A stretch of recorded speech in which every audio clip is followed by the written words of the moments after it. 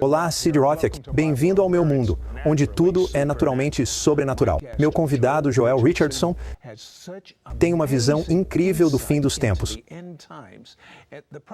O profeta Daniel, no capítulo 12, fala sobre o fim dos tempos. Explique o que ele diz.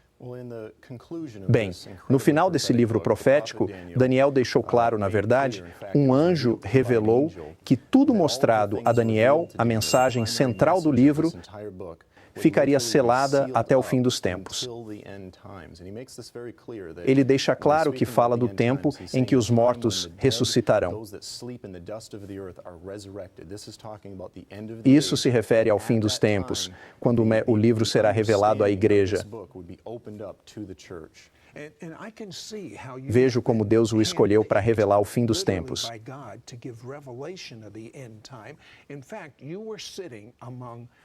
Você estava entre 7.000 pessoas. Imagina só, ele está sentado no meio de 7.000 pessoas e o cara que está falando tem uma palavra de conhecimento, mas ele começa até falando o nome do Joel. Bem, deixa eu voltar um pouquinho e falar de outra coisa. Pouco antes de eu e minha esposa nos conhecermos, uma profetisa orou por ela, e uma das coisas que ela disse foi: seu marido, você vai se casar com alguém que terá grande visão sobre o fim dos tempos, e ele vai trazer novo entendimento profético sobre o fim dos tempos. Então, eu e minha esposa estamos sentados nessa reunião, 7.000 pessoas, num centro cívico enorme, lá no fundão. E antes de falar, ele disse: quero compartilhar uma palavra profética. Ele nos chamou pelo nome e falou coisas que ninguém poderia saber, coisas que a gente estava orando, coisas que só nós sabíamos, que só o Senhor, só Deus, para um homem, e isso chama sua atenção. E então, uma das coisas que ele disse foi que o Senhor me levaria a uma época de revelação divina, que eu sabia estar ligada a essa palavra sobre entender o fim dos tempos. E claro, eu não tinha interesse no fim dos tempos. Sou um candidato incrivelmente improvável. Meu coração sempre foi: amo compartilhar minha fé cristã com muçulmanos e alcançar os pobres, e pensei que se eu tivesse um ministério, seria voltado para isso. Mas o Senhor uniu esse amor pelos muçulmanos com o chamado para falar sobre o fim dos tempos.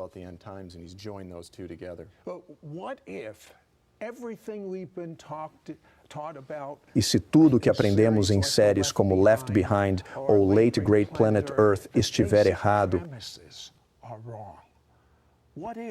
E se Deus levantou, Joel, pessoas que entendem seu ensino e o fim dos tempos faz sentido pela primeira vez?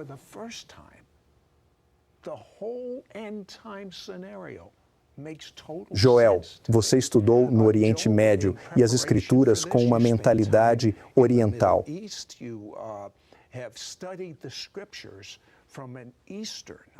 Que diferença faz estudar as Escrituras dessa perspectiva em comparação com o Ocidente? Uma das coisas que enfatizo ao ensinar, especialmente aos americanos, é a questão do americanocentrismo, essa ideia que temos como americanos, mesmo sem verbalizar, de que o mundo gira em torno de nós. Até acreditamos, sem dizer, que a Bíblia foi escrita principalmente para americanos. Tento trazer as pessoas de volta ao contexto deste livro para entenderem que ele sempre foi e será centrado em Jerusalém, Israel, um livro focado no Oriente Médio. Isso inclui profecias bíblicas, cujo epicentro é o Oriente Médio. Quando nós, ocidentais, lemos nossa visão nas profecias bíblicas, cometemos erros. Interpretamos coisas fora de contexto. Então, se você está em Jerusalém hoje, o espírito principal que ataca o povo judeu e o povo de Deus é o espírito do Islã. No Ocidente, enfrentamos outros espíritos, mas não devemos projetar nossa realidade nas páginas deste livro. O que me surpreende muito é que, ao estudar o que a Bíblia chama de anticristo, e no Oriente Médio, falando com muçulmanos, começando a entender quem eles consideram ser o seu Messias, parece ser a mesma pessoa. Exatamente, exatamente. O que choca muita gente é que, ao olhar para o modelo básico, a descrição fundamental de quem é o anticristo na Bíblia, é uma descrição idêntica do Salvador islâmico, a figura do Messias. Na Bíblia, o anticristo é um líder carismático, militar, político e religioso que surge no fim dos tempos. Ele vem inicialmente com espírito de paz, tolerância e união para todas as fés, e inicia um tratado de paz com Israel e as nações islâmicas vizinhas. 3 anos e meio após esse tratado de paz, ele o viola. Ele invade Israel com as nações vizinhas islâmicas sob seu comando e literalmente ataca o povo judeu para matá-los e conquistá-los. Ele estabelece sua sede em Jerusalém, no Monte do Templo, e a Bíblia diz que ele tem 7 anos para fazer isso. No Islã, disse que a figura do Messias virá, eles o chamam de Mehdi, ou em inglês, ele vem no fim dos tempos, para reviver o Império Islâmico adormecido há mais de 80. Ele então invade Israel para retomá-lo para o mundo islâmico e depois estabelece a sede de sua autoridade islâmica mundial a partir do Monte do Templo em Jerusalém. E segundo a tradição islâmica, diz que o período que ele tem para fazer isso será de 7 anos. Acho isso fenomenal, porque sempre me disseram que seria alguém da Europa, da União Europeia, as 10 nações se unindo. Mas isso vai ficar interessante, não saia daí. Vai ser sobrenatural. Voltamos após uma mensagem. Estaremos de volta ao It's Supernatural. Agora voltamos ao It's Supernatural. Olá, Sid Roth aqui com Joel Richards. Descobrimos no último bloco que o Messias dos muçulmanos tem uma descrição idêntica ao que os cristãos chamam de anticristo. É incrível como é parecido. Joel, em Mateus 24, o Messias diz que o amor de muitos, no grego, esfriará nos últimos dias. É uma afirmação bem sombria. O amor de muitos esfriará nos últimos dias. Por que você acredita que isso acontecerá? Esta é, na minha opinião, uma das advertências mais aterrorizantes em toda a Escritura, pois não só diz que o amor da maioria esfriará, mas também que muitos trairão a fé e uns aos outros. E claro, o fim dos tempos será um período catastrófico mas, contextualizando, nos anos 70, um movimento chamado Movimento de Jesus varreu o Zeuá. Poucos percebem o quanto isso influencia. Hippies de todo o país vinham para seguir Yeshua. Foi um reavivamento bíblico. Um dos principais fatores subjacentes a isso, o reavivamento religioso foi Israel se tornar nação e cumprir as profecias. Quando as pessoas veem que as profecias deste livro, diferente de Nostradamus ou outras vagas, podem prever com precisão milhares de anos antes, elas reconhecem que este livro é verdadeiro. Se hoje a maioria da igreja acredita que o anticristo virá da Europa e se tem ideias sobre o fim dos tempos que talvez sejam equivocadas, assim como o cumprimento das profecias afetou positivamente as pessoas nos anos 70, acredito que se o oposto ocorrer, o potencial de arruinar a fé das pessoas, levando-as a profunda desilusão, confusão e perda de fé neste livro é enorme.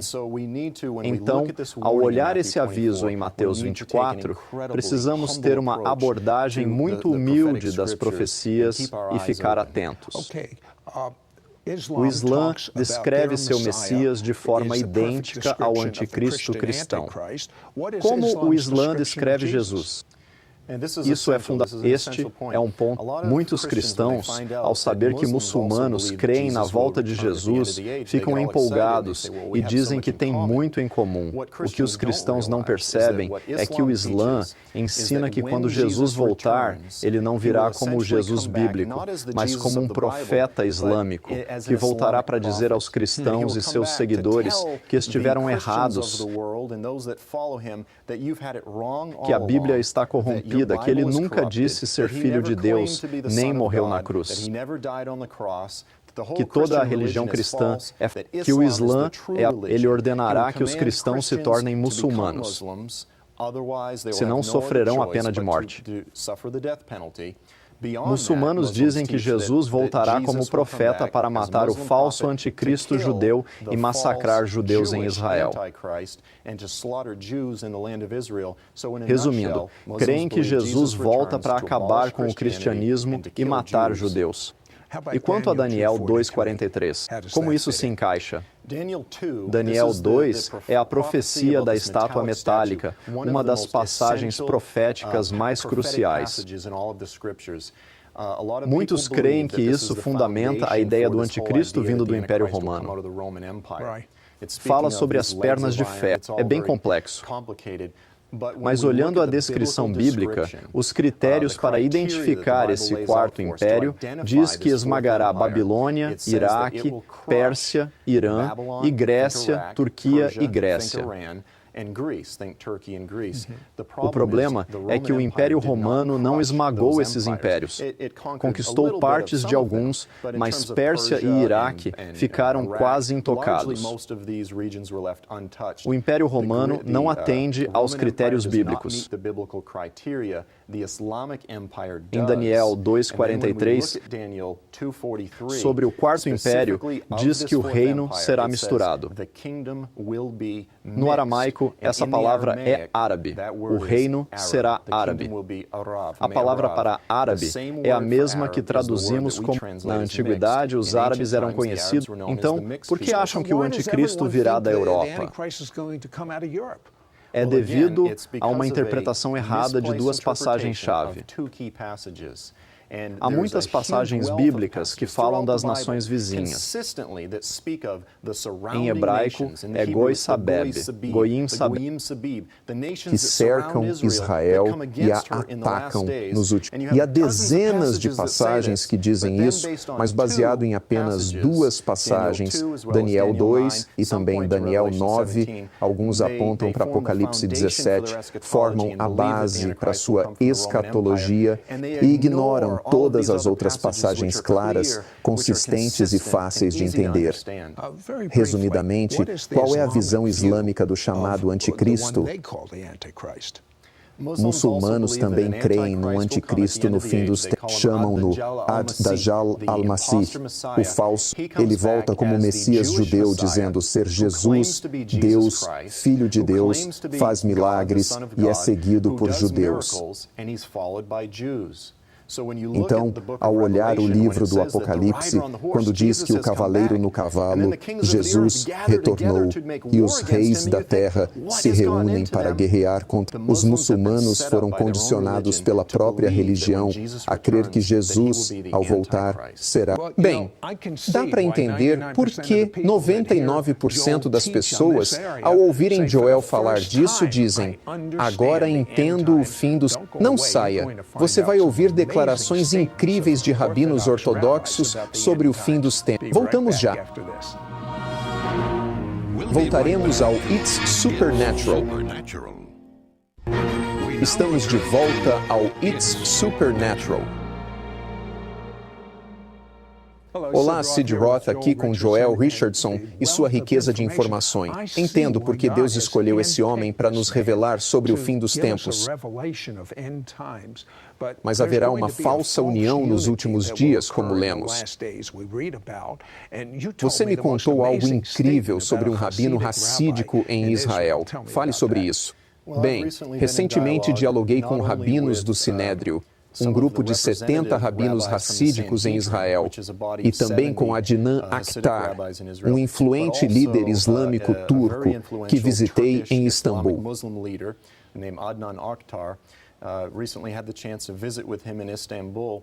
Surpreendentemente, esse líder muçulmano está pedindo a reconstrução do templo judaico. Ele o chama de Mesquita de Salomão ou Palácio de Salomão. Pouco depois da minha visita a Adnan em Istambul, representantes do Sinédrio se reuniram com ele. Após o encontro, emitiram uma declaração conjunta pedindo que o Monte do Templo se torne uma casa de oração para todas as nações. Sabe, ouvindo o diálogo deles, os rabinos frequentemente se referem a Deus como Alá e falam sobre adorar o mesmo Deus sob um guarda-chuva. Então, está surgindo uma unidade. Sabe, eles têm parâmetros claros, mas se veem como irmãos que adoram o mesmo Deus. E claro, pela descrição de Alá, não é a descrição do Deus de Abraão, Isaac e Jacó. Mas estou falando daquele rabino. Por que ele diria isso? Bem, não para mim, mas Menachem Froman, rabino influente em Israel, fundador do assentamento Tekoia. Ele escreveu ao governo turco pedindo reunião entre líderes religiosos de Israel e líderes políticos da Turquia para se unirem e forjar um tratado de paz no Oriente Médio para apresentar às nações vizinhas. Ele diz que a Turquia é a única esperança, a principal ponte entre o mundo islâmico e Israel. E é por isso que você fala em ficar de olho. Na Turquia, por mais de 500 anos governou o Oriente Médio até 1924. Em 1924, Mustafa Kemal Atatürk, reformador secular turco, aboliu o cargo de califa, que é como o Papa Islâmico, mas com mais poder. Assim, o califado foi abolido e, desde então, o Império Islâmico está adormecido. A Bíblia prevê isso, chamando de ferida mortal na cabeça da besta, sendo a besta o Império. Agora o Império ressurge e tudo indica que a Turquia será novamente líder do Oriente Médio. Quando se une a profecia do fim dos tempos ao mundo islâmico e não ao europeu, faz mais sentido. Sim, e às vezes parece que eles estão lendo direto do roteiro da Bíblia. E Adnan Akhtar, esse líder muçulmano que encontrei, depois que eu ensinava há algum tempo que a Bíblia previu que a Turquia surgiria como líder regional, de repente ele vem e pede o que chama de União Islâmica liderada pela Turquia. E há movimentos massivos no Oriente Médio clamando por um império neo-otomano na região. Temíamos que a Al-Qaeda revivesse um califado, mas não será ela, e sim a Turquia que pode realizar o que a Al-Qaeda não. E você tem outra revelação interessante do profeta Miqueias sobre o assírio. Bem, esta é uma das profecias mais básicas sobre o Messias na Bíblia. Em Miqueias 5, temos a profecia do Messias nascido em Belém, todos conhecemos. Mas se você ler um pouco adiante, diz que uma das principais coisas que este Messias faz é que quando o assírio, que é o anticristo, quando o assírio invade nossa terra e pisa em nossas fronteiras, o Messias nascido em Belém nos livraria do assírio. Agora você tem que se perguntar se é um crente que leva a Bíblia ao pé da letra, aceitando o que ela diz. Se o anticristo é chamado de assírio, é mais razoável concluir que ele virá da antiga região do Império Assírio? Ou é mais razoável pensar que será Nicolae Carpathia da Romênia, ou que virá da Alemanha, ou Londres? Claro, ouvimos coisas pesadas, mas há muitas coisas empolgantes acontecendo pelo poder sobrenatural do Deus vivo. Judeus e muçulmanos estão tendo experiências sobrenaturais com o Messias de Israel. Fale-me sobre alguns muçulmanos. Primeiro, deixe-me dizer, Yeshua, um judeu, logo voltará e dominará a terra. Esse é o anseio da humanidade. A justiça cobrirá a terra. Antes disso, é sobre isso que falamos do fim dos tempos, não do fim do mundo. Falamos do início das coisas boas. Falamos do dia em que injustiças como escravidão infantil, tráfico sexual e liderança corrupta serão eliminadas. Antes disso, o Senhor atrai muçulmanos para si em todo o mundo islâmico. Missionários relatam que muçulmanos se tornam seguidores de Yeshua por sonhos e revelações sobrenaturais. Yeshua pessoalmente evangeliza muçulmanos. Ele ouve seus clamores e os chama. Conte brevemente uma história muçulmana. Ouvi recentemente, acho que Joel Rosenberg, não confundir com Joel Richardson, contava sobre uma mulher orando. Ela leu o versículo: "Eis que estou à porta e bato. Se abrir, entrarei e cearei." Ela orava sobre essa escritura. Ouviu uma batida na porta. Ela abriu a porta e havia um homem de túnica branca com buracos nas mãos. E ela disse: "Entre." E o próprio Jesus entrou, sentou-se, comeu com ela e ensinou-lhe, e ela se tornou uma seguidora. Mas com base em sua pesquisa, isso não é apenas uma exceção.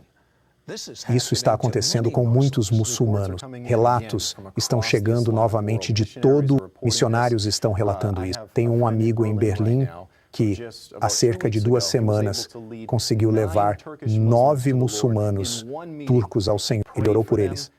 Eles tinham várias doenças.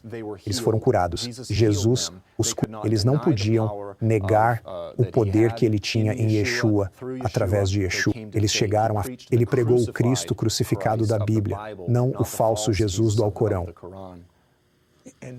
E o incrível é que quando esses muçulmanos conhecem a Deus, eles têm um amor tão grande pelos judeus em Israel.